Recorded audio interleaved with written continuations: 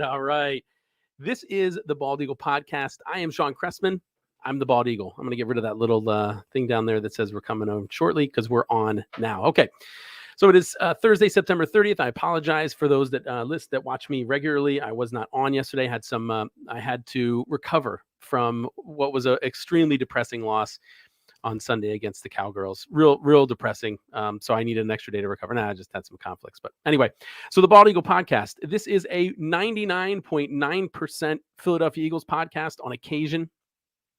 We'll talk about, of course, other NFC East rivals. So really that's directly related to the Eagles. And we might talk about generic NFL news. So that's why I say 99.9%. Now, my podcast, we do have 3 rules in case you're a new listener. If not, you're probably familiar with them.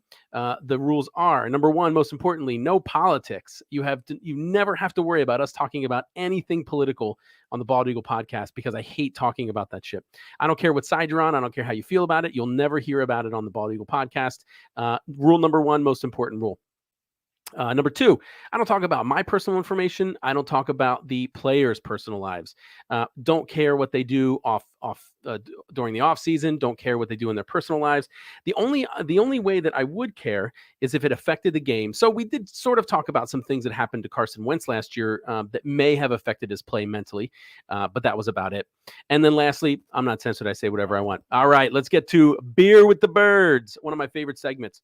So I'm not a big beer drinker, but I thought, why not start trying out different beers? And I thought, if I'm going to try out beers, why not try out beers near Philadelphia, right? The home of the Eagles, right? So I've been trying Victory's beers. They're a brewery in Downingtown, Pennsylvania. And tonight I'm going to be trying their Victory Cloudwalker. Let me grab a picture for you so you can see it. Victory Cloudwalker. It is a hazy, juicy IPA. It has it says soaring far beyond hazy. So I'm not sure what that means exactly. Beer lovers might know about this. The alcohol beverage is 6.8%. The type of malt is 2-row pale, wheat, flaked oats, and lactose. It has 2 types of hops in it, Citra and Mosaic. And the comments from the website are, this dry hopped hazy juice IPA explodes as tropical and fruity elements float through cloudy formations to elevate hops to the highest pedestal. So if you have one, drink with me. I usually say go birds before I drink because why not? And hopefully you'll drink along. And I've noticed that the more I drink and the more you drink, the more interesting my podcast gets. So let's all drink together, right? Go birds.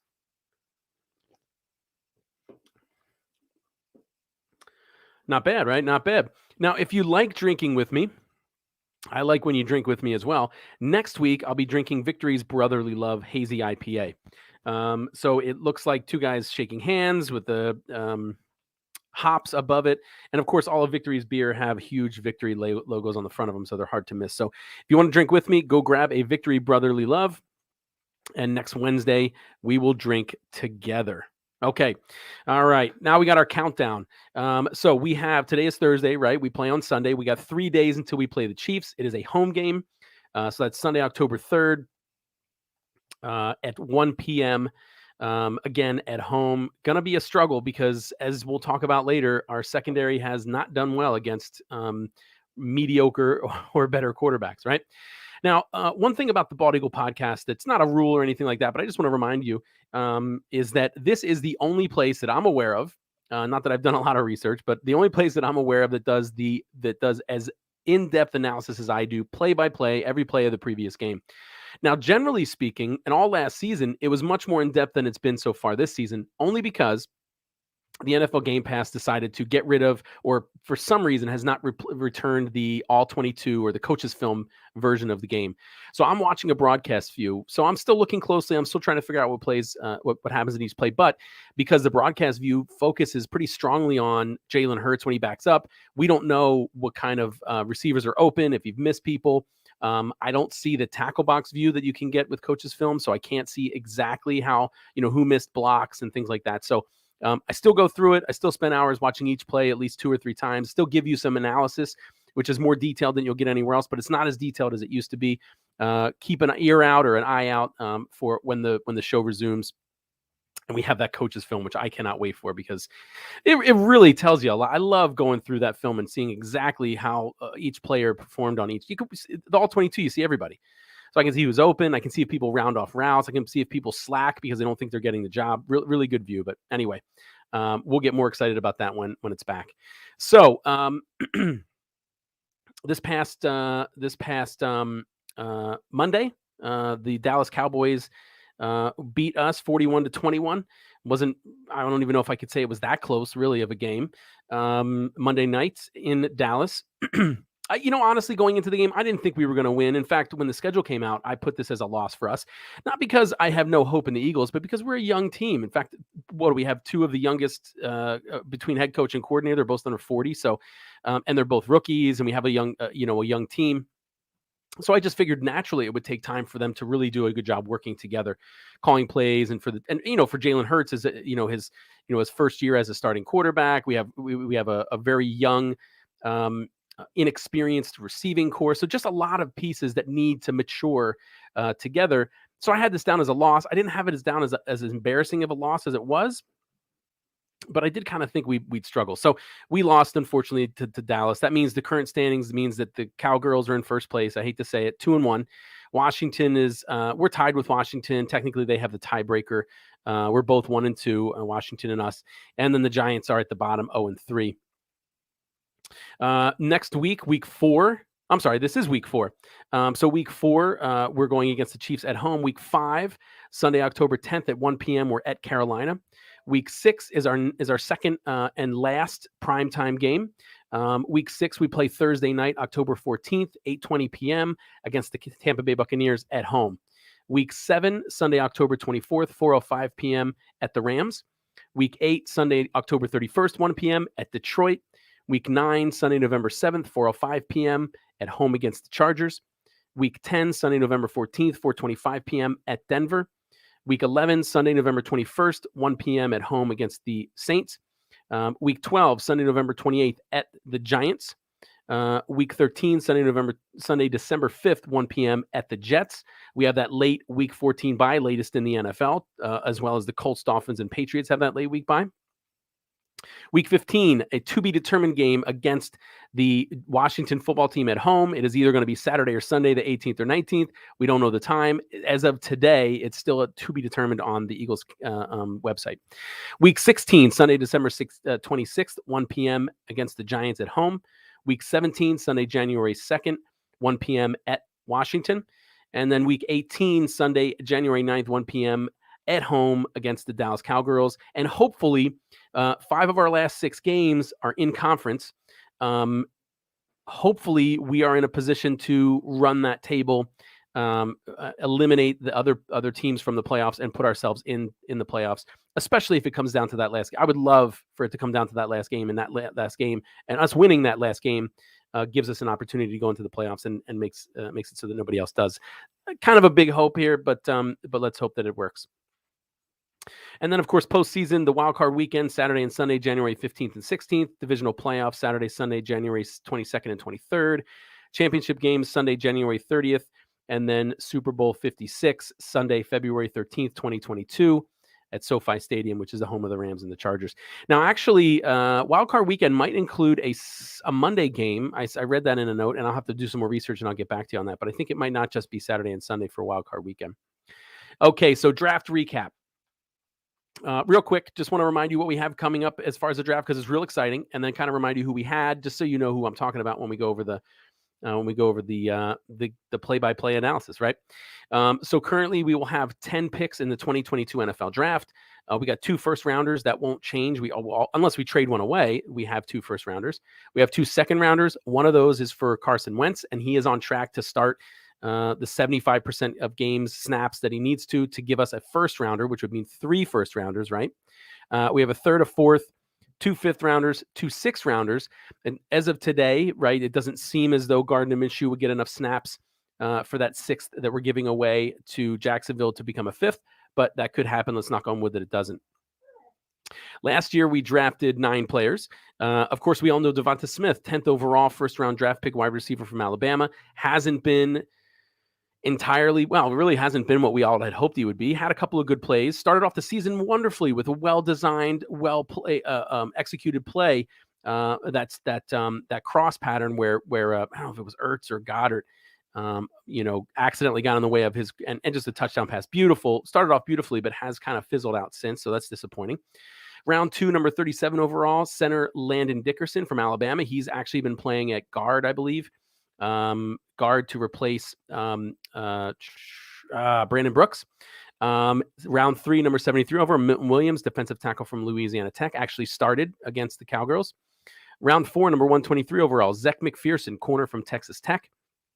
Round 5, 150 overall, running back Kenneth Gainwell from Memphis, another quality player that I think will do well going forward. Round 6, 189 overall, Marlon Tuipolatu, defensive tackle from USC. Round 6, 191 overall, Teron Jackson, defensive end from Coastal Carolina.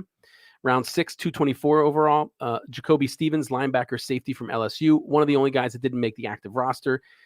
As far as I understand, he's still on the practice squad. And round 7, Patrick Johnson, outside linebacker from 234 overall. And he actually played some decent time against the Cowgirls. And we did have one undrafted free agent that made the team, Jack Stahl, tight end from Nebraska. All right, let's get to the play-by-play. Go Birds. Okay. First quarter, we defer. Dallas receives the kickoff. They get the ball 1st and 10 on their 25. Prescott's in the shotgun, throws a pass over the middle to Schultz. Short pass. We bring 4, unable to get any pressure, and that pass is complete for 8 yards. Brings up a 2nd and 2 on Dallas's 33. They run Elliott up the middle for 5 yards. Now, you're going to hear me say a lot of running plays and not really go into detail about them, because oftentimes when Dallas was running the ball, their offensive linemen blocked our defensive linemen very well and very easily. And in fact, oftentimes their offensive linemen were able to get to the second level and block our linebackers. Our linebackers did a horrible job this week against the Cowgirls, shedding blocks and tackling, all of them. There wasn't a single one that had a real good game. So I'm not going to go into a lot of depth or detail about the running plays, because it was just generally everybody got blocked. So that brings up a 1st and 10. Dallas has the ball on their 38. Prescott throws a short pass up the middle to Elliott for 8 yards. Barnett's able to, and Derek Barnett, real big disappointment as well, paying him a ton of money, highly drafted, hasn't done anything.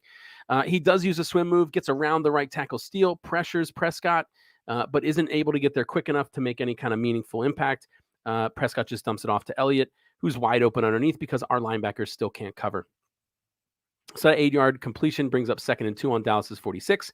They run Elliott up the middle for 9 yards, brings up a 1st and 10 on our 45.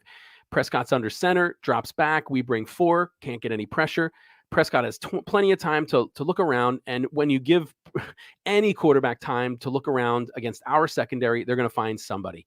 This time he found CeeDee Lamb, who had beat Nelson for 44 yards down to our 1-yard line. So horrible coverage. Well, I wouldn't say horrible coverage by Nelson, but he got burnt, right? He was behind CeeDee Lamb. And that 44-yard completion took it down to our 1-yard line. There was an unnecessary roughness penalty on Hargrave, but it was half the distance, so they got maybe a foot. So 1st and goal on our 1. They run Elliott up the middle for 1 yard, touchdown. Pretty easy, and pretty disappointing, but pretty simple for the Cowgirls to come down and throw it right down the field. So that was so that makes the score 7-0 in favor of the Cowgirls. That was a 6-play, 75-yard drive. Took 3 minutes and 13 seconds off the clock. All right, so they kick off. We get the ball 1st and 10 on our 25, 11 minutes and 47 seconds left in the first quarter. Hurts in the shotgun, drops back, has excellent protection. He's able to find Goddard, who's wide open, and Goddard's able to run for 38 yards. It started off pretty well. Quick, accurate decision, quick, accurate throw on Hurts' behalf, and Goddard was wide open, so excellent play. So that brings up 1st and 10 on Dallas's 37. Hurts throws a short pass to Watkins for 5 yards. Brings up a 2nd and 5 on Dallas's 32. Hurts is in the gun. He drops back. Again, excellent protection. There's no pressure, nothing at all. Nobody in his face, no interference. Throws a deep ball to Rager on the right sideline, but it's just a poor throw, which is unfortunate. And up until now, in my opinion, not like Hurts. I've thought Hurts has been throwing some very accurate deep passes. I'm not sure why he was off this. Today he was very inaccurate overall. But it's a poorly thrown ball and it's short. The corner Brown is in a better position to intercept it than Reagor is to catch it, and he does. So it's intercepted. I don't know that it was necessarily a bad decision. He did look to the left. He threw it to the right. He did look to the left and froze KZ, whatever his name is. So KZ didn't really have a chance to track it down after he threw it. If it would have been a longer throw, probably would have been a touchdown because Reagor it looks like Reagor has position, but it's not. It's a short throw, a poor throw. So that interception gave the Cowgirls the ball. Let's see. So it was intercepted at our 1 yard line. So I'm sorry, their 1 yard line. So Dallas Cowgirls have the ball 1st and 10 on their 1. They run Prescott in the sneak up the middle for 4 yards, brings up 2nd and 6 on their 5. Prescott's in the gun again. He drops back. Hargrave, who has been having an excellent season so far, bull rushes their center, Biadazi. I'm not sure if I'm pronouncing that right. Bull rushes him into Prescott, but Biadazi's able to shield himself in between Prescott, and Prescott shuffles to the left. So he doesn't hit Prescott, but what he does is as he's falling, he turns right to his left and throws his left arm out, knocking the ball out of Prescott's hands. Excellent play by Hargrave. And Fletcher Cox is able to grab it while it's in the fumble. And since they're in the end zone, it's a touchdown. So Fletcher Cox has a fumble return for a touchdown. This is what, if you watched my show last week, there were a bunch of comments that came in, right? This is exactly what I said we needed to do. I thought the only way we were going to have a chance in this game is if we could put pressure on Dak Prescott because we can't cover.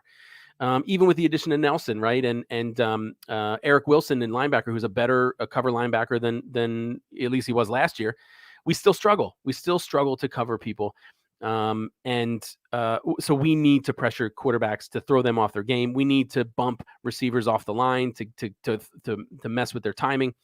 And I don't think we did either of those things. So at least not consistently. So this is what we needed to get successful, to be successful. And as of in this point of the game, while our offense was stifled, or not really going well, we did do it. So that's that fumble recovery after the hit by Hargrave in the end zone. Excellent play, ties the game up at 7. Of course, that was a 0-yard drive, right? It was caught in the end zone, so we don't get any credit for that stuff. But we're tied at 7 with, and then the Cowgirls get the ball back. 9:57 left in the first quarter, which, by the way, was a remarkable first quarter if you watched it with all these things that happened. So 1st and 10, Dallas has the ball on their 25. 9:57 left in the first quarter. They run Elliott up the middle for 4 yards, brings up 2nd and 6 on Dallas's 29. This time, Prescott drops back, throws a short pass to Cooper. We bring 4, can't get any pressure. Cooper's open. It's a quick pass, 7 yards, brings up 1st and 10. Dallas has the ball on their 36. They run Elliott to the left for 8 yards. This is the play where Kayvon Wallace hits Elliott. So Kayvon Wallace takes his shoulder, hits Elliott's hip. I never really thought about anatomy, but I guess your hip is probably more stable than your shoulder.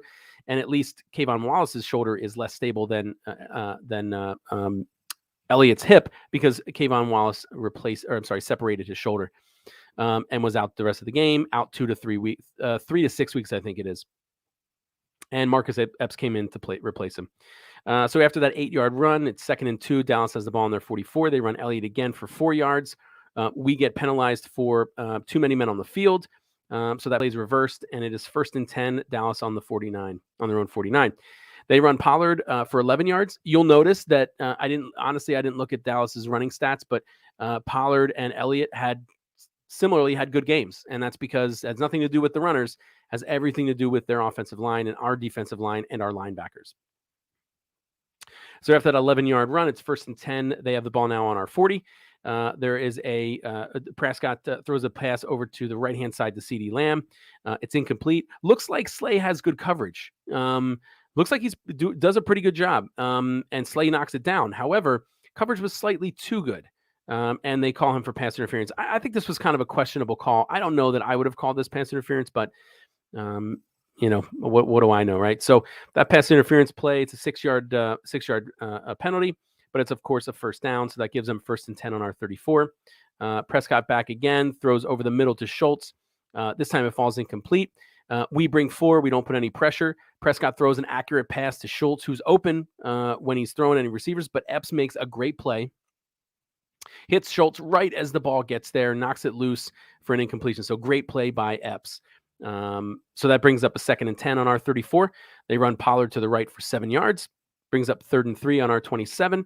Prescott throws over the middle. We bring 4. We don't get any pressure on him. Throws a quick pass to Jarwin for 8 yards. On top of that, during the tackle, Marcus Epps is penalized with a face mask, 15 yards. So they get a 1st and goal on our 9. They run Elliott to the left for 5 yards. 2nd and goal on our 4. Prescott's under center. He fakes to Elliott, who's going to the right. Hands to Lamb, who's crossing behind him to the left. Patrick Johnson, that rookie that we just mentioned, does a great job reading it, strings out the play, makes Lamb extend it out towards the sideline, gives Slay and Nelson time to converge and help make the tackle. And they tackle Lamb for a loss of a yard. This play was actually, I'm sorry. Then it brings up a 3rd and goal on our 5 with that loss of a yard. So Prescott's in the gun again. He drops back. We only bring 3. My assumption is we assume they were passing. We're dropping a lot of people back into the secondary to cover. He throws to the right flat for Elliott, who was open. For some reason we didn't cover him. Slay comes up, makes a solid hit on Elliott. Initially this was called a touchdown. If you remember, they reviewed it, and the hit was good enough to cause Elliott's knee to hit the ground at the 1. So great hit by Slay to cause a 4th and goal on our 1. Unfortunately, and then so 4th and goal on our 1. Prescott is under center, and they run a sneak. But our defensive line does an excellent job pushing them back. You can see at one point that one of our defensive linemen pushes Prescott up and pushes them back, stops them on the 1. Great goal line stance. It was challenged by Dallas, and I think we all remember the wonderful face that Prescott was making when he saw that he didn't make it, with his mouth open in amazement that it wasn't called a touchdown. Go Birds. So we get the ball 1st and 10 on our 1-yard line. 5 minutes and 43 seconds left in the first quarter.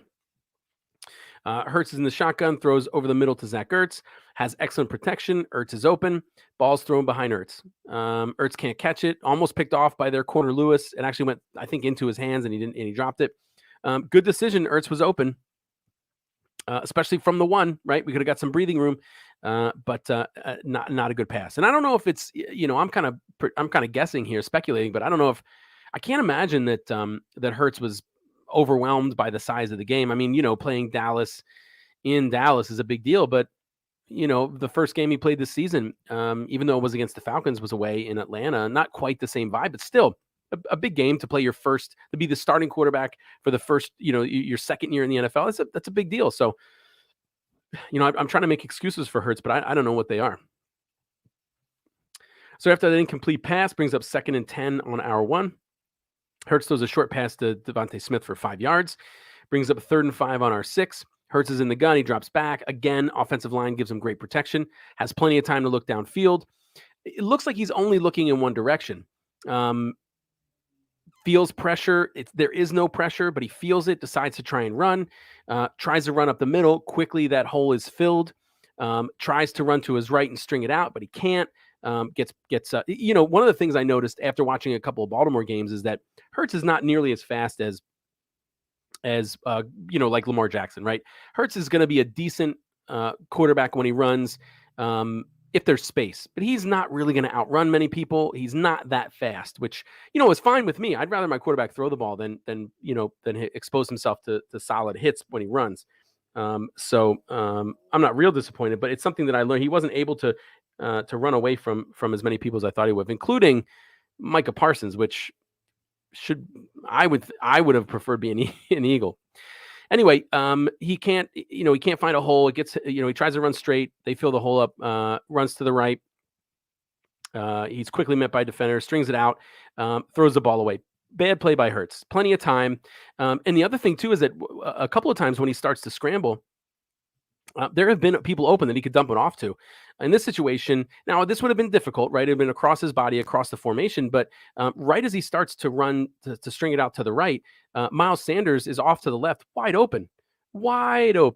Difficult play to make, admittedly, but he's a starting quarterback in the NFL, and we want him, and he wants a championship, right? Rent is due every day. Well, that day he could have dropped it off to Sanders, avoided any kind of impact, which he didn't get anyway. But and most likely gotten first down yardage. We only needed 5 yards, and Sanders was wide open, but he doesn't see him. He was looking to the right, the way he was running, so he strings it out, doesn't get anything. That brings up a 4th and 5 on our 6, and we punt.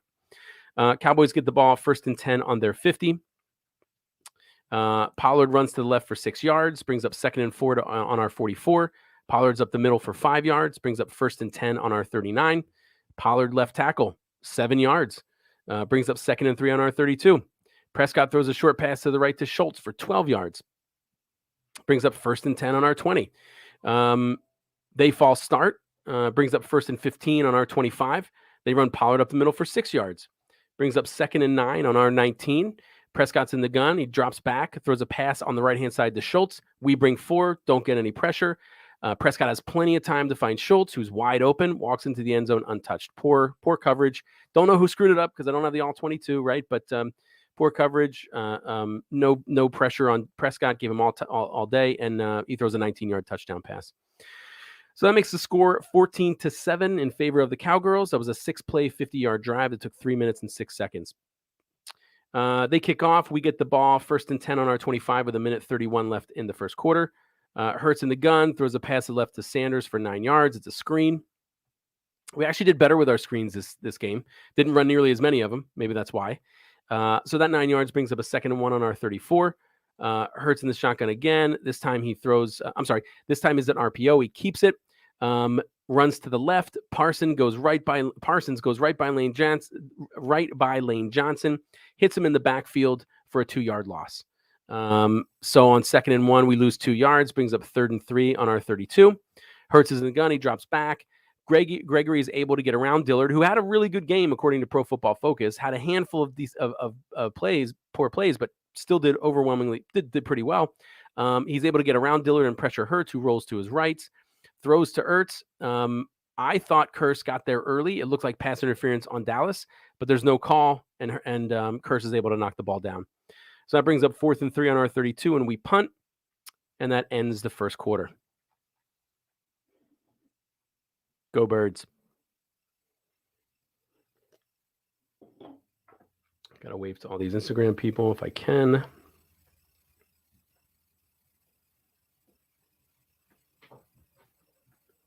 What's up, Instagram? Hope you're enjoying the Bald Eagle podcast. Okay. So Cowgirls have the ball 1st and 10 on their 35. Prescott throws a short pass to the right to Elliott. It's a screen. We're able to knock it down, to do a good job converging. He has no gain. In addition, their center, Williams was, I don't know if he's a center, but he was offensive holding for 10 yards. So that brings up 1st and 20. Dallas has the ball on their 25. They run Elliott up the left for 4 yards, brings up 2nd and 16 on their 29. Prescott throws a short pass to Brown for 9 yards. In addition, then that brings up 3rd and 7 on Dallas's 38. Derek Barnett commits a neutral zone infraction, which gives him 5 yards, 3rd and 2 on their 43. Prescott in the gun throws a pass to the left to Schultz. We bring 4, don't get any pressure. It's an 8-yard completion, 1st and 10 on our 49. They run Elliott up the middle for 9 yards, block well. We can't shed those blocks. Brings up 2nd and 1 on our 40. They run Pollard to the right for 5 yards. Brings up 1st and 10 on our 35. They run Pollard up the middle for 8 yards. Brings up 2nd and 2 on our 27. They run Pollard to the left. We actually are able to tackle him for 1 yard. So it brings up 3rd and 1 on our 26. Prescott goes back, passes to Jarwin. It's play action left. We crash down. Singleton looks like he has Jarwin in coverage, but because he crashes down, he's out of position. He can't recover. Kerrigan and Harris are able to get some pressure on Prescott, but because Jarwin's so wide open, he's able to quickly dump it off to him on 3rd and 1 for 6 yards. So that gives them a 1st and 10 on our 20. They run Elliott up the middle for 2 yards, brings up 2nd and 8 on our 18. Prescott drops back again, throws a pass to Elliott, a screen to Elliott to the right-hand side for 9 yards, brings up 1st and goal on our 9. Elliott runs to the left for 6 yards. Fortunately, there's offensive holding, 10-yard penalty, so that repeat first down, right? 1st and goal on the 19. Prescott throws a short pass to Cooper for 6 yards. Brings up 2nd and goal on our 13. Elliott runs up the middle for 10 yards. And we got 3rd and goal from our 3, and they run Elliott up the middle for 3 yards.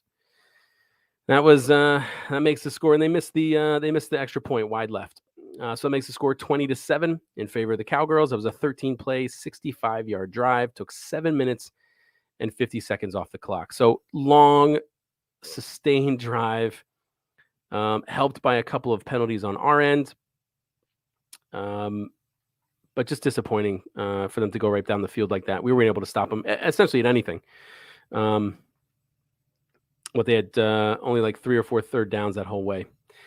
Anyway, so they kick off. We get the ball 1st and 10 on our 25. We run Sanders up the middle for 24 yards. Excellent run by Sanders. Great blocking by the offensive line. Why on earth we did not run the ball more often, I have no idea. The argument could be made we were playing from behind, but we were playing from behind early. So we didn't have to start running throwing the ball exclusively so quickly. It also makes us one-dimensional, which means it's easier to figure out what the hell we're going to do. So after that 24 yards, we get a 1st and 10 on our 49. Hurts is in the gun. He drops back. Pocket starts to collapse. He doesn't step up in it, which he did well last year. Doesn't do it this year. He runs to his right. At one point, he is trying to get a block, right? And their linebacker Smith is coming at him, and he has to, linebacker Smith is in a pickle, right? He has to choose to cover Jalen Hurts or Goddard out in pass coverage. He chooses Hurts, which means Goddard is wide open. Hurts, all he had to do was float the ball over Smith's head. Not hard. I could have done. I could do this. Float it over Smith's head to wide open Goddard. And by the time Smith commits to Hurts, Goddard is past the 1st down marker. So he floats this ball 5 yards, not even like 5-6 yards to Goddard. Nobody around Goddard. Goddard gets a 1st down, but he doesn't. Hurts keeps it. And gets what does he get? 3 yards. No, I'm sorry. He throws it away. He doesn't throw it to Goddard. He throws it away last minute. And so it's a poor throw, poor play by Hurts. Just all around, just a bad decision. And on 3rd and 5, so it brings up 4th and 5, and we punt. That was essentially 3 and out, right? We had 1 first down because of the run by Miles Sanders, and then of course we abandoned the run, so no more runs. So Cowgirls get the ball 1st and 10 on their 6, with 5 minutes left in the half. They run Pollard to the right for no gain. Good job by Patrick Johnson. Remember that rookie comes up and stops him. That gives them 2nd and 10 on the 6. Prescott's in the gun. He drops back. Hargrave bull rushes the center again. Biadaze. I don't know what his name is, but Biadazz. But he bull rushes him again. Hits Prescott as he's throwing, causing the throw to go straight to the ground. Great play by Hargrave, which is what we needed more of. More pressure on Prescott. Don't let him stand back there and let him pick who he wants to throw to while our secondary struggles to cover them. So that great play by Hargrave brings up 3rd and 10. Dallas has the ball on their own 6. Prescott's back, throws a deep pass to Wilson. It's a great pass and a great catch. Good job by our defense by making sure that Wilson can't stay in bounds. They push him out. Initially, it was called a completion. They let's see, did we review it? Yeah, we challenged that play, and it was reversed. We were successful. He only got 1 foot in bounds, so good job pushing him out of bounds. So that brings up a 4th and 10 on Dallas' 6. So they punt. Good play by the defense. Good job by the defense forcing a 3 and out. Go Birds.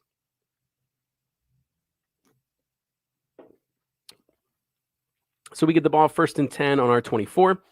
Hurts in the shotgun. Run. It's an RPO. He keeps it.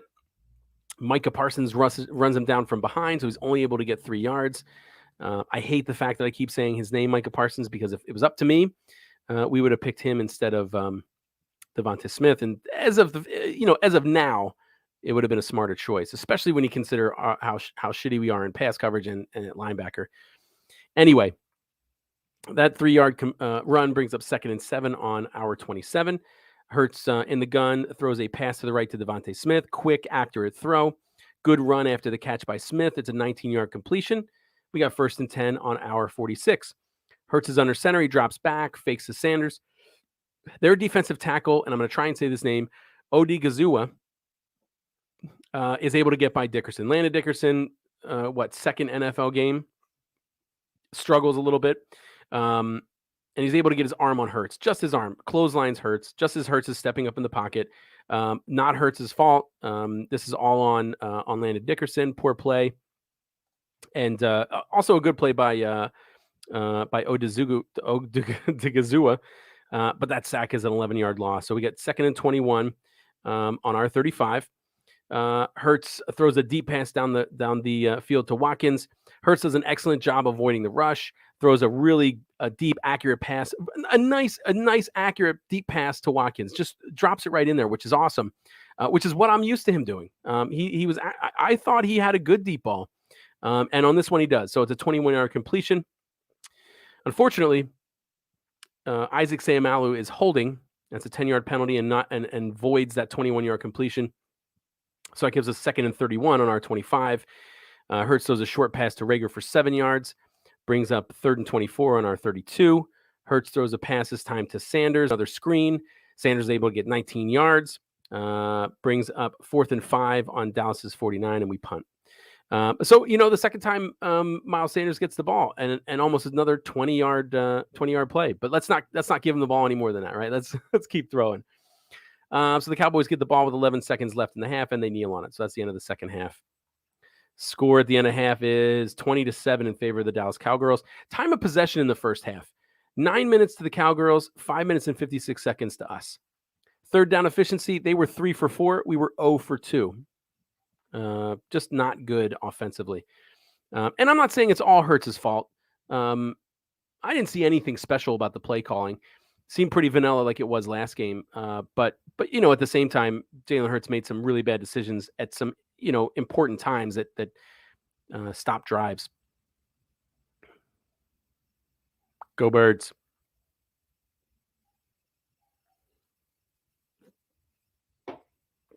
All right, so we start the second half. We get the ball 1st and 10 on our own 25. Hurts throws a short pass left to Goddard for 28 yards. Good run after the pass by Goddard. Brings up a 1st and 10 on Dallas's 47. Hurts throws a pass. This time it's incomplete to Goddard. Poor throw. Goddard was open. Poor pass. We got 2nd and 10 on Dallas's 47. Hurts is in the gun. He drops back, stares to his left, and then throws to his left. Horrible idea. Throws to his left to Devonta Smith, who falls down as the ball is, he, first of all, it was a timing pattern because he throws the ball before Devonta Smith cuts. Second of all, he stared him down. Horrible idea. Devonta Smith falls down in the middle of his pattern. I don't know if his feet got tripped up or what, but that means Diggs is the only one out there, is able to step in front of Devonta Smith and grabs a pick six. Poor play by Hurts. Just a poor throw. I think even if Devonta Smith stays up, Diggs has an excellent chance at least knocking it down, if not picking it off anyway. And staring him down. That's the reason that Diggs was able to get such a good jump on the ball. Hurts stares down Smith the whole way.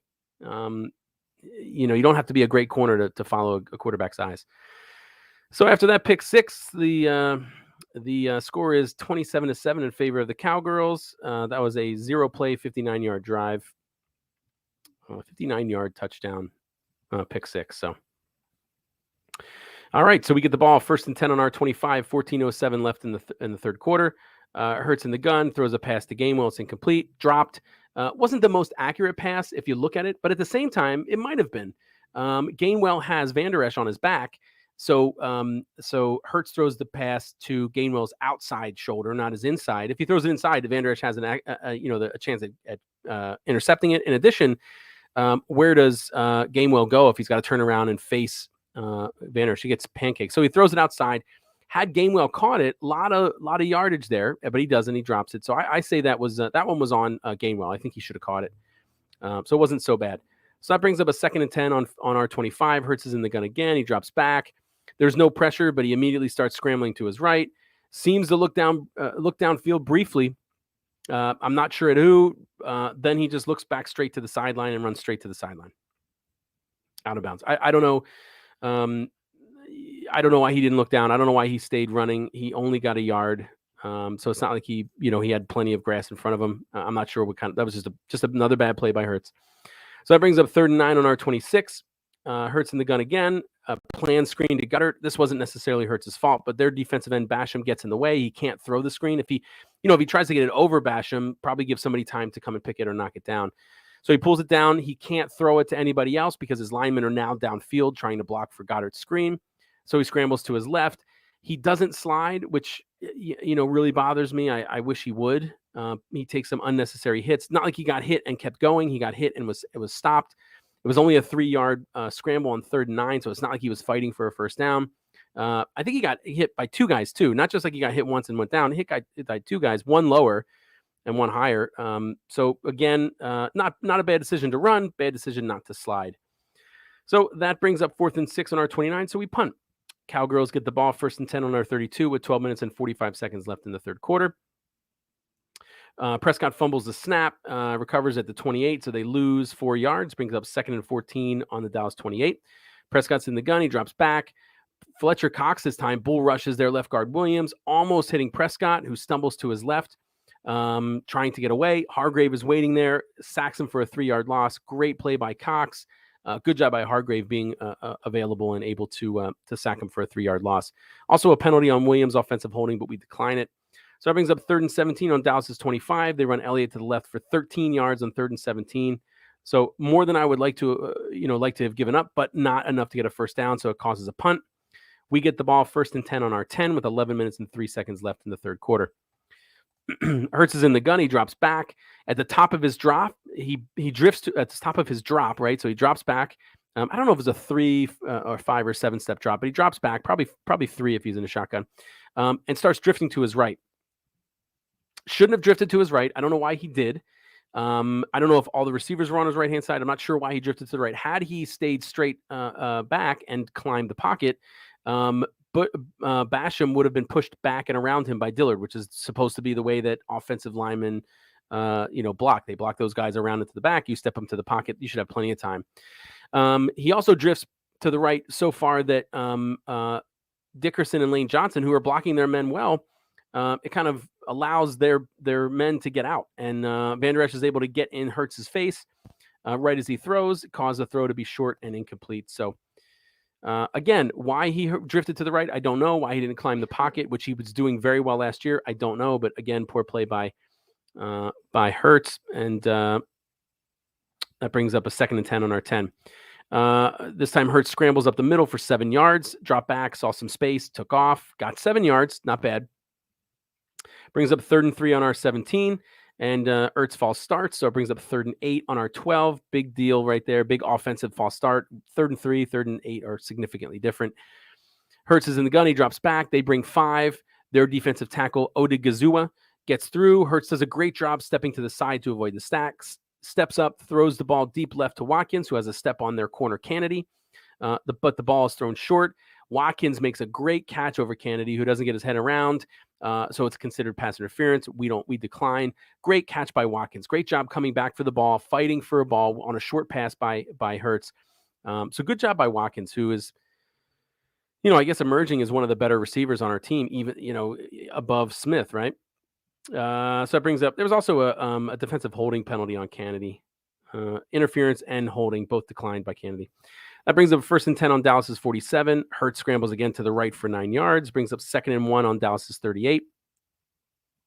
Hurts throws a short pass to Ertz. Ertz actually catches the ball at the line of scrimmage and runs for 27 yards. Good run by Zach Ertz. That brings up a 1st and 10 on Dallas's 11. Hurts throws a short pass to Miles Sanders. Doesn't gain any yards. Brings up 2nd and 10 on Dallas's 11. Hurts scrambles up the middle for 8 yards. Brings up a 3rd and 2 on Dallas's 3. Hurts passes a short to the right to Zach Ertz for 3 yards. Touchdown, great pass, quick, accurate. Hurts is open. So good play by the offense and good drive. Decent drive. A couple of mistakes, but not drive-ending mistakes. So that touchdown makes the score 14-27 in favor of the Cowgirls. That was an 8-play, 90-yard drive. It took 3 minutes and 55 seconds. We kick off, give the Cowboys the ball 1st and 10 on their 25. Cowgirls, I apologize. 1st and 10 on their 25 with 7:08 left in the third quarter. They run Elliott to the left for 2 yards.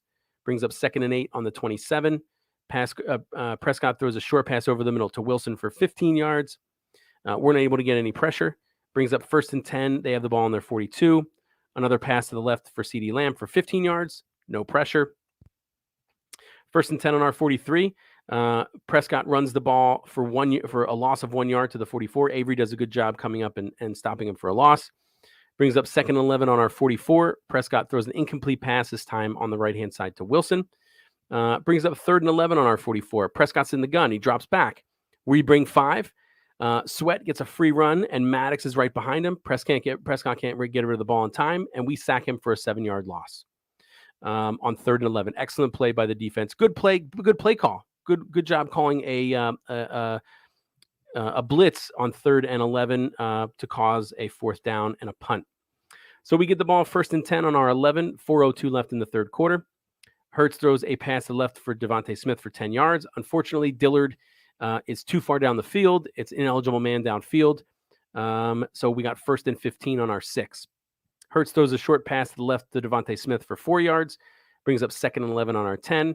Hurts throws a pass incomplete, this time to Sanders. It was tipped by Micah Parsons, and Sanders isn't able to track it. Drops it incomplete. Brings up 3rd and 11 on our 10. Hurts in the shotgun. Throws a deep pass to Devonta Smith. This one was actually dropped by Devonta Smith, especially even with the broadcast, they replayed this. And you can see that he gets both hands on it. It hits him both right in the hands. And I don't think Diggs even hits the ball, but he drops it. So actually a decent pass by Hurts. Just a drop by Devonta Smith, which is really disappointing. Go Birds. So that incomplete pass, which, by the way, would have easily been a 1st down on 3rd and 11, gives us a 4th and 11, and we have to punt. Cowgirls get the ball 1st and 10 on their 39 with 2:38 left in the 3rd quarter. Prescott throws a pass to the left to Cooper. We bring 4, no pressure, 13-yard completion, 1st and 10 on our 48. They run Elliott up the middle for 5 yards, brings up 2nd and 5 on our 43. Prescott in the gun again, throws to Cooper. We bring 5, still can't get pressure, but the pass is incomplete to Cooper because of excellent coverage by Darius Slay. So we couldn't even get in there with 5, although good on us for actually trying blitzing instead of just bringing 4, right? 3rd and 5 on our 43. Prescott from the gun throws to Schultz on the right-hand side, a screen. They do a good job blocking. He gets 11 yards. 1st and 10 on our 32. Run Elliott up the middle for 4 yards. 2nd and 6 on our 28. They run Elliott up the middle for 8 yards. That's the end of the 3rd quarter. All right, so we start the 4th quarter with the Cowgirls 1st and 10 on our 20. Prescott throws a short pass on the left-hand side to CeeDee Lamb for 7 yards. Brings up 2nd and 3 on our 13. They run Elliott up the middle for 3 yards. Just enough for this is kind of fun. Watching this was so annoying. Reading it's almost as bad. Watching it 3 times was frustrating too, because every running play they just blocked all of our every one of our linebackers caught up in a block. Every one of our linemen caught up in a fucking block. Somebody's got to shed a block and tackle, right? So that 3-yard run by Elliott brings up 1st and 10 on our 10. Broken play. Prescott drops back. Looks like he tries to fake a handoff. Seems disheveled or uncertain what's going on. Tries to run for it and gets 1 yard. So that brings up 2nd and 9 on our 9. Prescott's under center. Fakes to Elliott. Rolls to his left. Has plenty of time to look downfield. TJ Edwards is in coverage. Decides he's just going to gun it to Prescott. Great play. You probably remember this one. Just runs straight right at Prescott. Prescott's probably looking downfield, doesn't expect anybody to attack him that quickly, right? Prescott can't throw the ball away, and TJ Edwards sacks him for a 3-yard loss. So excellent play by TJ Edwards on 2nd and 9, just to run straight up to and get him open field tackle on Prescott, who can sometimes be elusive, right? So that brings up a 3rd and goal on our 12. Prescott throws a short pass to Elliott for 7 yards. Unfortunately, we talked about Milton Williams, one of our rookies who played. He was offsides. So that was a 5-yard penalty. They get to replay 3rd down. So 3rd and goal from our 7. Prescott runs up the middle for 5 yards. Brings up a 4th and goal from our 2. They go for it. We bring 4, no pressure. Prescott has plenty of time, waits for Wilson to get open, throws him open in the end zone for a 2-yard touchdown pass. So that makes the score 34-14.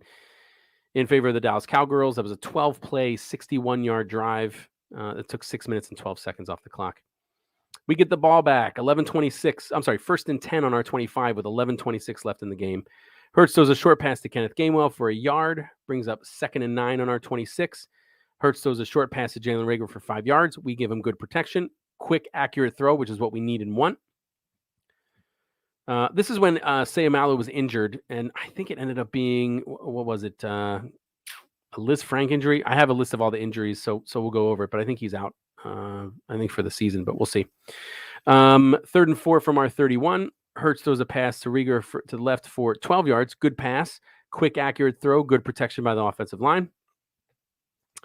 1st and 10, Hurts throws a deep pass to Watkins. It was another great touch pass to Watkins over their corner Lewis. It's a 25-yard completion, but Landon Dickerson was downfield, ineligible downfield, man downfield, 5-yard penalty, and that 24-yard pass does not count. So that's the second time ineligible men downfield have eliminated a 20-plus yard passing play.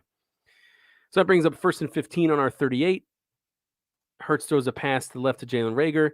It was incomplete. It was high. Reagor should have caught it. Reagor was, when we drafted Reagor, I remember looking at his tape and remembering one of the things he did well in college anyway was contested catches. He was very good at contested catches. Caught a lot of them. Hasn't caught any of them in the NFL. Can't catch shit in the NFL. Not shit, but just can you sense my frustration through the microphone, right? Like, this fucker was was a first-round draft pick, and he can't catch anything. And he can't, I expect from my first-round draft picks, I expect them to make, on occasion anyway, some remarkable plays, right? Not just be average, not just make the catches you're supposed to make the catches you're not supposed to make. We have not had, I cannot remember the last time we had a wide receiver that make his catches that they're not supposed to make. I can't remember. Go Birds.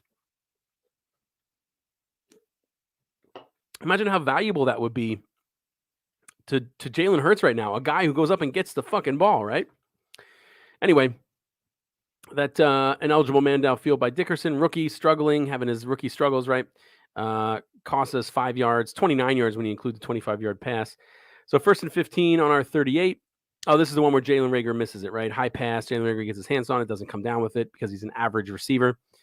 Maybe not even average, right? Hurts has the 2nd and 15 on our 38. Hurts in the gun again. Throws deep right to Smith. Bad decision, poor throw. He stares Smith down again. Bad idea. Safety had time to converge on the play, knocks it down. Corner didn't have horrible coverage, but if the ball's thrown deeper, I don't know if the safety would still have had time because he didn't look him off. He stared at Devonta Smith the whole time. But if he throws the ball deeper, at least you eliminate the corner now. But he doesn't. In addition, Lane Johnson was holding. That was declined though because it was incomplete pass. So 3rd and 15 on our 38. We throw a screen to Jalen Reagor. He gets 5 yards on 3rd and 8. That brings up 4th and 10. Hurts is in the 4th and 10 on our 43. Hurts is in the gun. He drops back. Gregory beats Herbig outside. Odingazua stunts inside, forcing Hurts to roll to his left. He stands there looking downfield. Should have gotten rid of the ball. 4th and 10. You don't want to get a sack. But of course, Parsons and Odingazua converge and sack him for a 12-yard loss. He holds on to the ball until it's too late. 12-yard loss. Micah Parsons is in there. So on 4th and 10, we get a 12-yard sack. We were on our own 43. So now the Cowgirls have 1st and 10 on our 31-yard line. They run Pollard up the middle for 4 yards, brings up 2nd and 6 on our 27. Prescott in the gun throws a screen to Pollard for 5 yards, brings up 3rd and 1 on our 22. Prescott runs play action. The linebackers, which they always do, rush up to stop the run. Schultz is wide open. Prescott has plenty of time to find him. We don't get any kind of pressure. Prescott finds him, throws him the ball, easy pitch and catch. Schultz makes one cut. So it was a throw to the right, makes one cut at the 10-yard line, and runs right by 5 Eagles for a 22-yard touchdown. So, real embarrassing. Just a horrible play. Horrible play by our defense. So they kick the extra point, makes the score 41-14 in favor of the Cowgirls. That was a 3-play, 31-yard drive. Took a minute and 20 seconds. We get the ball, 1st and 10 on our 25, 6:56 left in the game. Run Gainwell up the middle for 2 yards. Brings up 2nd and 8 on our 27. Hurts in the gun, throws to Ertz on the right-hand side. Quick, accurate throw.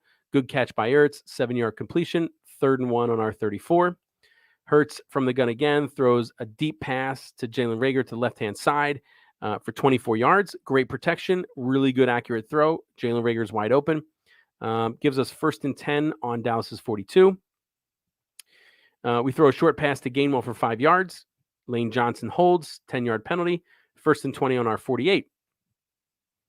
Hurts throws a short pass to Goddard for 7 yards. Herbig, offensive holding, 10-yard penalty, 1st and 30 on our 38.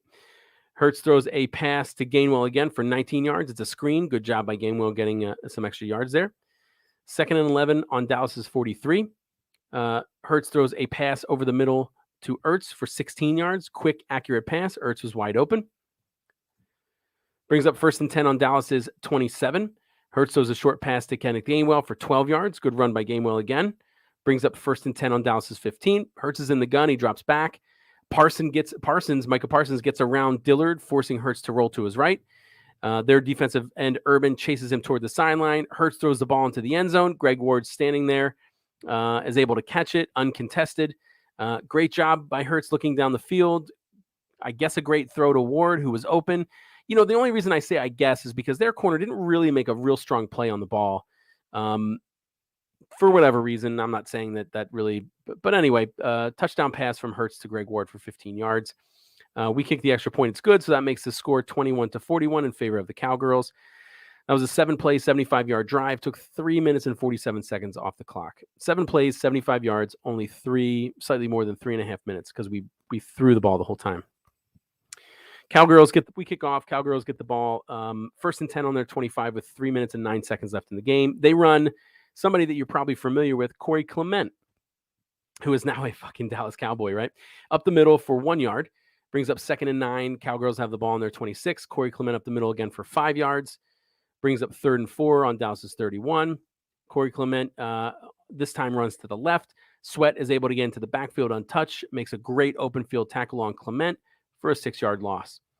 And their center, Biadize, is charged with unnecessary roughness. So they have the ball 4th and 22 on their 13, and they punt. So we get the ball 1st and 10 on our 35 with 1:38 left in the game. Hurts in the gun, throws a screen to Boston Scott, who finally got some playing time, which I honestly didn't think he was going to make the active roster. I guess he did because we really didn't have anybody else that knew our offense as well as he did, right? So, but he loses 4 yards on the screen. So that brings up 2nd and 14 on our 31. Hurts throws the pass to the left to Rager. Defensive tackle Hamilton gets inside Dickerson, hits Hurts right after he releases the throw. Possibly why it's short. Rager is unable to make the catch. He leans down and gets both hands on it, but he can't catch it. Again, first round draft pick wide receiver, you make those catches that average receivers don't make. Rager doesn't make those. Rager does not make those type of catches. So that incompletion is 3rd and 14 on our 31. Hurts in the shotgun again, throws a screen to Boston Scott. This time Boston Scott's able to get 9 yards. Brings up 4th and 5 on our 40. Hurts is in the gun. He drops back, sees a hole open up, decides to run, slips when he's making a cut. Golston's able to catch him from behind. Only gains 4 yards on 4th and 5. That's the way, this is the game, right? So the Cowgirls get the ball 1st and 10 on our 44 with 46 seconds left, and they kneel it. That ends the game. So shitty game by the Eagles, almost all around. Hargrave had another great game, if you want a silver lining, right? But Hurts did not. Overall, our defense struggled against the pass, right? Again, 2nd game in a row. How many? I forgot to write down how many penalties we had because we had a shit ton. 13 penalties for 86 yards. Horrible job with penalties compared to the Cowgirls who had 4 penalties for 37 yards. 13 penalties for 86 yards. Horrible numbers out of there. So some other not so good numbers. By the way, starters, just so you know. Of course, Hurts started at quarterback, Miles Sanders at running back. Goddard technically got the start at tight end, although he played 59% of the plays. Zach Ertz played 52%. Devonta Smith, Quez Watkins, and Jalen Reagor were starters. Devonta Smith played 98% of the plays. Watkins, 66. Jalen Reagor, 86. Greg Ward played 28% of those plays. And I think Whiteside was in there for 7. I think it was like 4 snaps. Offensive linemen, Dillard, Sayamalu, Kelsey, Dickerson, and Johnson were the starters. Of course, Sayamalu got hurt. And Herbig came in there. He did the other 33%. Sayamalu was in for 67. But the other guys, Dillard, Dickerson, Johnson, and Kelsey all played 100% of the snaps. On defense, defensive lineman, Marlon Williams. Remember him? He started. Javon Hargrave, Fletcher Cox, and Derek Burnett started. Williams had 62% of the snaps, Hargrave 64. And think of that. Hargrave had 60, not even a little more than half of the snaps, and made a big difference in the game. Fletcher Cox had 57% of the snaps, also made a pretty big impact in the game. Derek Barnett had 71, did nothing. Hassan Ridgeway had 34, Ryan Kerrigan had 36. Linebackers starting were Patrick Johnson, Alex Singleton, and TJ Edwards. Alex Singleton played 74% of the snaps, Johnson 37, Edwards 41, and Jannard Avery was in there for 22%. Corners were Steve Nelson and Darius Slay. Both of them played 99% of the defense. Safety Kayvon Wallace, who hasn't been having a great season, struggled last year, got injured, only played 14%. And then Marcus Epps played the other 87, 86. And then, of course, Anthony Harris played 100%. Hurts' final stats, 25 of 39, which is 64%. I mean, on the surface, and this is why we don't put a lot of weight on stats, right? On the surface, that's not horrible, 64%. 326 yards, that's not bad either. 2 touchdowns, not bad. 2 picks, that is bad. Sacked twice, lost 23 yards with those 2 sacks, and had a quarterback rating of 86.1, below average. He also had 9 rushes for 35 yards, which is poor. He only averaged 3.9 yards per carry. As a quarterback, if you're going to run, you got to be closer to like 6, 7, 8, right? Because you're running when there's an opportunity. When you see open field, you're not running generally as part of a plan, right? Our top receiver was Jalen Reagor. He was targeted 8 times. He caught 5 of them for 53 yards. It's a 10.6 average. Our star first round, 10th overall draft pick, Devonta Smith, was targeted 6 times. Only had 3 receptions for 28 yards as a 9.3 average. Shitty numbers for a 10th overall pick. On third down, we were 4 for 12. That's we converted 33.3% of the time. That's poor. On fourth down, we were 0 for 2. That's even worse. However, in the red zone, we were 2 for 2. So when we actually were able to get into the red zone, we scored. So that was good. We never were goal to go. That last drive, I think we were started on the 21. So we could have gotten a first down on the 1 yard line before scoring. On the other hand, our defense did horrible in the red zone. The 49ers were 4 for 5 in the red zone, which means our defense was 1 for 5. And the 49ers were the Cowgirls were 4 for 5 in the red zone and 3 for 4 in goal to go. So our defense was 1 for 5 in the red zone and 1 for 4 goal to go. We had 96 less rushing yards. When we have one of the top 5 running backs in the league, 95 less rushing yards, and we had 83 more passing, but not because we did anything good. We just passed almost all the time. We had the ball 9 minutes less. We had 25 minutes and 2 seconds. They had 34 minutes and 58 seconds. But the first half was the main difference. We had the ball almost 11 minutes less in the first half. They had 20 minutes and 21 seconds. We had 9 minutes and 39 seconds. So, and that after that first half, the score was 20-7, and essentially, the game, I mean, was really over, right? According to Next Gen Stats, 15 of Hurts's 25 completions were at the line of scrimmage or within 5 yards. I mentioned that one Goddard pass that was 27 yards, threw it to the line of scrimmage. Goddard ran for 27 yards. So Hurts is struggling to get the ball. Although he throws the ball deep often, at least often in comparison to some previous quarterbacks, he's struggling to do things mid-range, right? And our defense. So I mentioned our secondary. I said that, coming into the game, we had to pressure Prescott because we couldn't rely on our secondary to cover and prevent passes. Well, this is the second game in a row where the opposing quarterback has had an excellent completion percentage. For example, Garoppolo and Prescott combined for 43 completions on 56 attempts. That is a 76.8 completion percentage, which is remarkable. To give you some perspective, the best quarterback completion rating, and this is over a season, right? So not exactly a apples to apples, right? But that's Drew Brees at 74.4. So this beats the best ever for a season. So 2 games we allow opposing quarterbacks to complete 76.8% of their passes. That's horrible. Okay, let's get to some news, right? We still have some bad news for you too, right? Injury update. Well, we're going to stay positive. Go Birds. We got to, the Chiefs have been losing games, right? They're 1-2, just like we are. So we got a shot, right?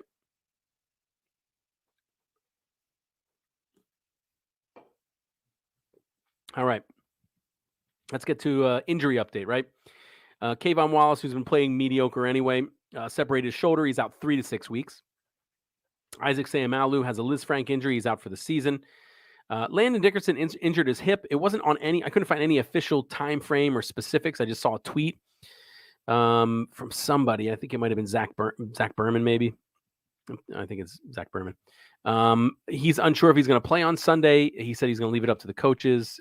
He's got a sore hip. I'm not sure what the specifics are. Of course, Jordan Mailata's out with a knee injury. Good news, Rodney McLeod, who's going to be our starting safety because Epps is not going to be and Kayvon Wallace wasn't playing well. And Davion Teller might give us, he didn't have a great year last year, but maybe makes a big jump this year. We're both full participants at practice. So hopefully they're healthy for the game. And Carson Wentz, even though he sprained both ankles, he played 100% of the offensive snaps this past week against Tennessee. So he's on track. I know it's early, right? But we got to keep an eye on it. He's on track to hit that 75 or 70% mark.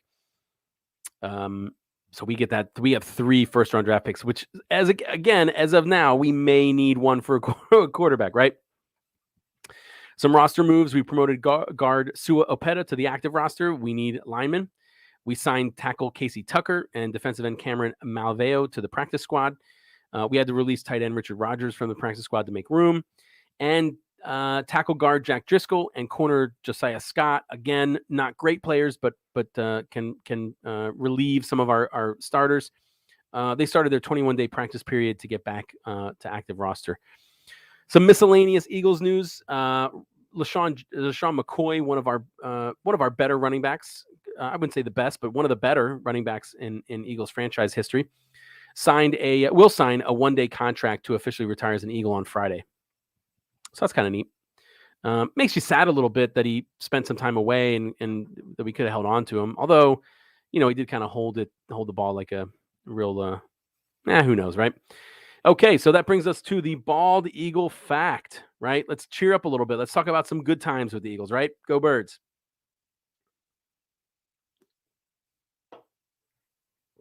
Okay, so the NFL has their top 100 list, and they have a bunch of, I think it's they have a bunch of different sections of top 100. Let me quick grab that.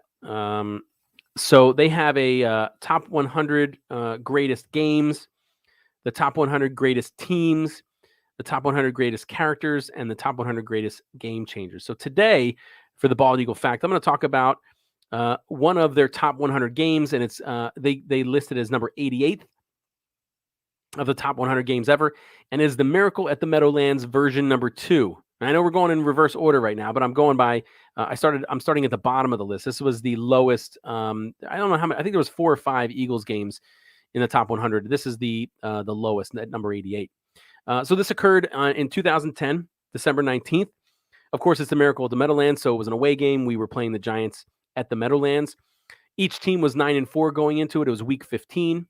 Some of the starters or the players on the team back then include Mike Vick, LaShawn McCoy, Deshaun Jackson, Brent Selleck was at tight end. We got Jason Peters, an offensive lineman, Jeremy Macklin, Trent Cole, Asante Samuel, Quentin Michael, David Akers, right?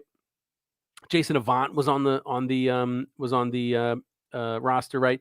One of the things I noticed too is that I recognize significantly more offensive name than defensive names, which is, that's our thing, right? Not a lot of big name defensive guys, and not other than Deshaun Jackson's not any real good receivers. So not a real good game for the first, 3 quarters plus. Giants dominated. At halftime, they were leading 24-3. The score was 31-10 with 8 minutes and 17 seconds left in the game. So they just essentially, for the majority of the game, they dominated. Now, after they scored that last touchdown to make it 31-10, to try and mock us in their stadium, they played Eye of the Tiger. If you've ever gone to an Eagles game, A, go, right, if you haven't gone. But B, if you've ever been to an Eagles game, oftentimes they'll play, Rocky is a huge staple in Philadelphia. And a good motivator, right, to play hard. And, because in the fictional, he gets his ass kicked by that big ass Russian, but it comes back and wins, right? Hopefully you all saw Rocky. If not, go watch it. It's still a good movie, even though you know the end. But Eye of the Tigers played, right, pumps everybody up. We play it in home games. Well, they played it, and the Giants, a sound guy played it to mock us after they scored their touchdown to make it 31-10. Uncoincidentally, Vic goes on fire, right after that. We get the ball. throws a 65-yard touchdown to Brent Selleck, who does a great job running after the catch to make the score 31-17, 7:28 left in the game. Akers kicks an onside kick. We recover it by a guy named Riley Cooper. It wasn't the news there a little bit for some not good things, but he recovers this onside kick, and we get the ball back. On the second play of that drive, Vic runs down to the Giants' 6-yard line. He then runs the ball into the end zone, a 6-yard run, making the score 31-24 with 5 minutes and 28 seconds left in the game. The Giants get the ball back. They're able to put together a few first downs. We have to call timeouts to slow the clock down. Eventually, the defense is able to stop them. They stall, but they're not quite within field goal range, so they punt. Eagles get the ball. On that next possession, Vic runs 33 yards to the 45, our 45, throws a pass to Jason Avant, and scrambles on another play, gets down to the Giants 13. Throws a pass to Macklin, who breaks a tackle to get in the end zone, which ties the game 31-31 with 1 minute and 16 seconds remaining, right? Now, back then, Deshaun Jackson was explosive. He's always been explosive, right? But he was just, I don't know what year he was in the league, right? But he was known as being one of the more explosive players in the league, and he was our punt returner. And we knew he was explosive, right? So conventional wisdom of any football, anybody with a remote amount of football knowledge and knowing Deshaun Jackson, right, being an explosive player, you don't kick to him. However, I'm sorry. So 31-31 with 1 minute and 16 seconds remaining. Giants get the ball. They throw 2 incompletions, which stops the clock. We sack Eli Manning. And then as time is about to expire on 4th down, the play clock, not time, so they have to call a timeout. There's 12 seconds left on the clock. I guess it eventually turns to 14. The officials change it to 14 seconds, so they punt. Again, don't punt it to Deshaun Jackson, right? If you have any intelligence, you don't even give him a shot, but they do. Now, I don't know if it was on purpose. The snap was high. We were able to get a good rush on their punter dodge, so he has to quick get it out. And instead of punting it out of bounds, he kicks a line drive to Deshaun Jackson. Jackson muffs the punt, right? Drops it, bends over, has to retreat 5 yards. Let me start over again. Jackson goes to catch the punt at the 35, muffs it, drops it, has to retreat a little bit back to the 30. Some suggest that this causes the Giants punt team to collapse. They see the ball and they abandon their assignments because punt teams have certain lanes they're supposed to fill to prevent a return. Jackson runs through a group of Giants, makes it to midfield. At midfield, Jason Avant provides a huge block. The last man that was able to get Jackson, a huge block to spring Jackson, open field, nobody in front of him. And he runs all the way to the end zone. By the way, Jason Avant, suffered a concussion on that block, so it was a heck of a block. Jackson then gets to the end zone. Instead of running straight in, runs the width of the end zone. He claimed after the game that he was doing it to make sure that the time expired. Most people, including me, think he was showboating, which is fine with me. The Eagles end up winning the game 38-31. That made Deshaun Jackson the first player to win a game by returning a punt as time expired for a touchdown. It gave the Eagles that season the head-to-head tiebreaker versus the Giants. We were both 10-6. We got to go to the playoffs. The Giants did not go to the playoffs. Unfortunately, it was a wild card because we were the 3rd seed. We lost in wild card weekend to the eventual Super Bowl champion Green Bay Packers. But great game, exciting. I watched it. I remember it. So I couldn't believe they punted to him. I couldn't believe he ran it back. Amazing play by Deshaun Jackson. One thing that, they focus on the return by Deshaun Jackson, because of course it was amazing. Returning a punt, returning a punt for a touchdown doesn't happen often. But then to do it as time expired was the first time ever, right? But let's be honest, as much as I wasn't a big fan of Michael Vick's because I thought he was a very good running quarterback, but just severely inaccurate all the way back to the times when he was at Atlanta. And if you could stop him, if you could figure out a way to stop him from running, he could never beat you, right? And we figured that out right before he went to jail. We crushed the Falcons in one of his last games because we just stopped him from running, and he can't throw. But he put together a good drive, right? I mean, he brought us back from a 31-10 deficit, 31-10, and threw or ran for enough touchdowns to bring us back to 31-31. So good job by Vic too to bring us back and give us a position to win. So, all right, that's my Bald Eagle fact. Do me a favor. Let's take a look at some schedules here, right? Do me a favor. Go follow Philly Sports Alliance on Facebook, on Instagram, on Twitter, on YouTube. Twitch. We might even be on Snapchat and what's the other one? TikTok, right? I'm not on any of that stuff, but maybe we are. But look for Philly Sports Alliance anywhere you want to, anywhere on social media. And here's just a lineup of our shows. We got almost every sport. We have every sport covered, actually. On Mondays at 6, there's a football smack talk show with Ryan Reese and Eric Ward. Mondays at 7:30 is a Diamond Club podcast. It's a Philly show with John Hunter, Chris Lahiff, and Danny Hart. Tuesdays at 6:30 is the Philly Broadcast. They talk about all 4 Philly sports. That has Ryan Reese and Ryan Finneran.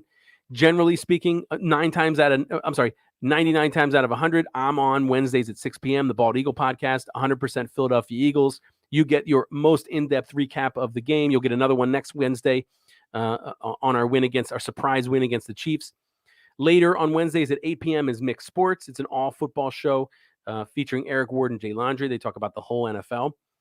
Thursdays at 5:30, Tendies on Patterson, actually occurring right before my show started.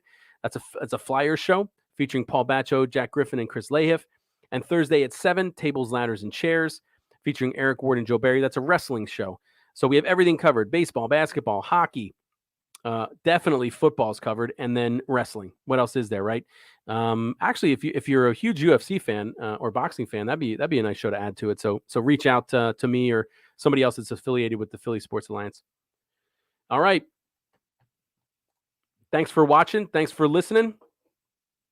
Go Birds. Oh, wait a minute. Oh man.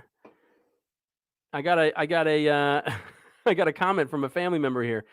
I don't think they can understand. Kayla, help me out here. What's escuchando? I don't understand, but Kayla, are you here? My translator's gone. I'm sorry, Grandma. I can't